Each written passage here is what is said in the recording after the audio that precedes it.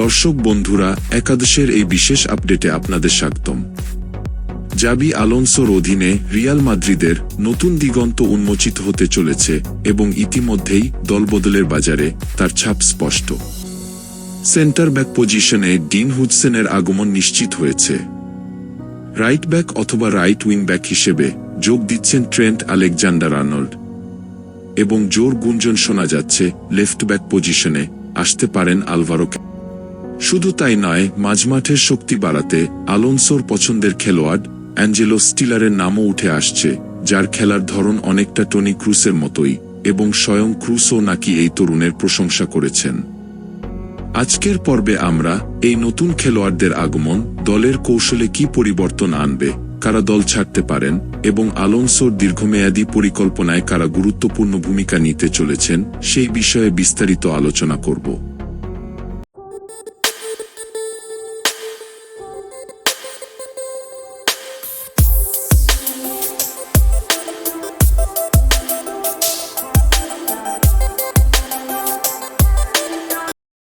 Xabi Alonso একজন tactically অত্যন্ত বিচক্ষণ কোচ। তিনি কেবল একটি নির্দিষ্ট ফরমেশনের উপর নির্ভর করেন না, বরং ম্যাচের পরিস্থিতি এবং প্রতিপক্ষের উপর ভিত্তি করে তার কৌশল পরিবর্তন করতে পছন্দ করেন। লেভারকুসেনে ৩-৪-৩ এবং ৩-৪-২-১ তার প্রধান ফরমেশন হলেও দরকার অনুযায়ী তিনি ৪-৩-৩-এও দলকে সাজাতে পারেন।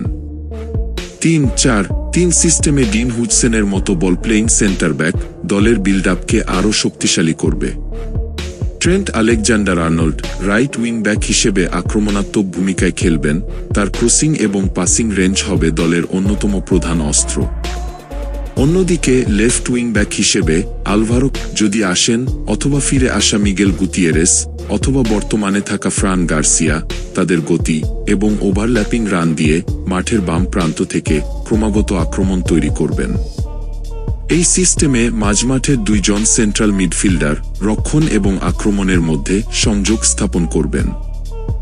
যখন আলোনসো ৩-৪-২-১ ব্যবহার করবেন, তখন মাঝমাঠের দুজন আক্রমণাত্মক মিডফিল্ডার স্ট্রাইকারের ঠিক পেছনে খেলে গোল করার সুযোগ তৈরি করবেন। ফ্লোরিয়ান উইর্টজ যদি আসেন, তাহলে এই ভূমিকায় তিনিই হবেন আলোনসোর প্রধান পছন্দ।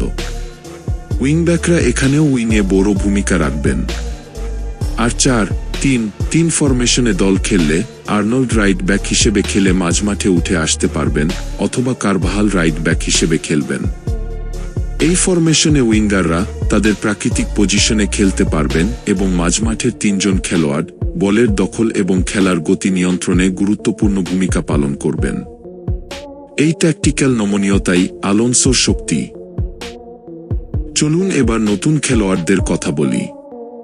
ডিন হুডসনের আগমন রিয়াল মাদ্রিদের সেন্টার ব্যাক পজিশনে এক দারুণ গভীরতা এনে দেবে। তিনি বল পায়েও খুব ভালো এবং তার বয়সও খুব কম। আলোনসোর ৩ সেন্টার ব্যাক সিস্টেমে তিনি ইডের মিলিতাও এবং অ্যান্টোনিও রুডিগারের সাথে দারুণ মানিয়ে নিতে পারবেন। Trent Alexander-Arnold right wing back হিসেবে দলকে নতুন এক আক্রমণাত্মক মাত্রা দেবে। তার ক্রসিং, লং পাস এবং সেটপিস দক্ষতা রিয়ালের আক্রমণে বৈচিত্র্য আনবে। লেফট উইং ব্যাক পজিশনে আলভারো যদি আসেন, তাহলে তিনি আর্নল্ডের মতো বাম প্রান্তেও গতি এবং আক্রমণাত্মক খেলা নিয়ে আসবেন। মাঝমাঠে অ্যাঞ্জেলো স্টিলার বিশেষভাবে উল্লেখযোগ্য। তার খেলার ধরন টনি ক্রুসের সাথে অবিশ্বাস্যভাবে মিলে যায়, বল ডিস্ট্রিবিউশন, গেম টেম্পো কন্ট্রোল এবং ট্যাকটিক্যাল সচেতনতা। স্বয়ং টনি ক্রুস নাকি তার জন্য বোর্ডকে সুপারিশ করেছেন।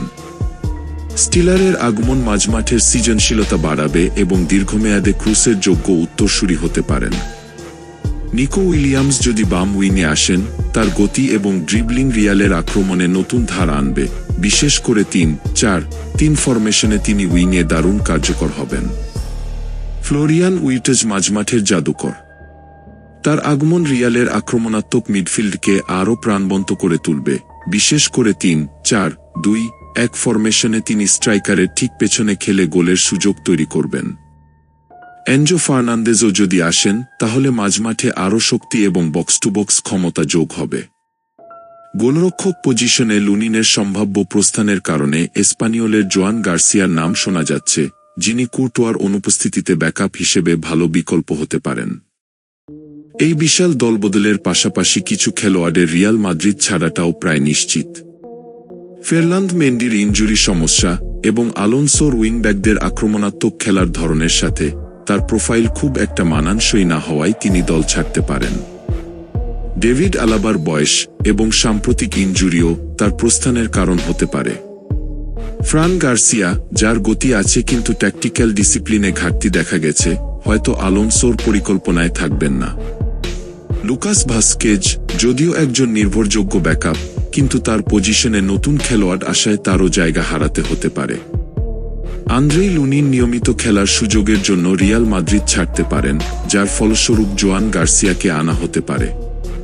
আক্রমণ ভাগে একটি বড় সিদ্ধান্ত নিতে হবে রদ্রিগো এবং আর্দা গুলেরের মধ্যে।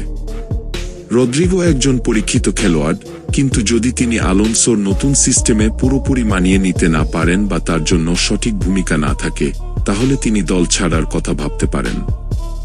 অন্যদিকে জাবি আলোনসো আর্দা গুলেরের প্রতি বিশেষভাবে আগ্রহী। গুলেরের সৃজনশীলতা, ড্রিবলিং ক্ষমতা এবং অ্যাটাকিং মিডফিল্ডারের প্রোফাইল আলোনসোর ৩-৪-২-১ ফরমেশনে ফ্লোরিয়ান উইটজের মতো গুরুত্বপূর্ণ ভূমিকা পালন করতে পারে। আলোনসো সম্ভবত গুলেরকে আরও বেশি সুযোগ দেবেন এবং তাকে দলের মূল স্ট্রাকচারের সাথে মানিয়ে নিতে সাহায্য করবেন। রদ্রিগোর ভবিষ্যৎ নির্ভর করবে তিনি কিভাবে আলোনসোর পরিকল্পনায় নিজেকে মানিয়ে নেন তার উপর। শুধু নতুন খেলোয়াড় না, রিয়ালের একাডেমি থেকে উঠে আসা বা লোনে থাকা খেলোয়াড়রাও আলোনসোর পরিকল্পনায় ফিরছেন। নিকো পাজ কোমো থেকে রিয়ালে ফিরছেন, যিনি মাঝমাঠে বা আক্রমণাত্মক মিডফিল্ডার হিসেবে দারুণ কার্যকর হতে পারেন। মিগেল গুতিয়েরেসও জিরোনা থেকে ফিরছেন, যিনি লেফট ব্যাক পজিশনে নতুন করে প্রতিযোগিতার সৃষ্টি করবেন। জাবি আলোনসো তরুণ প্রতিভাদের উপর আস্থা রাখেন, যা এই খেলোয়াড়দের জন্য দারুণ খবর।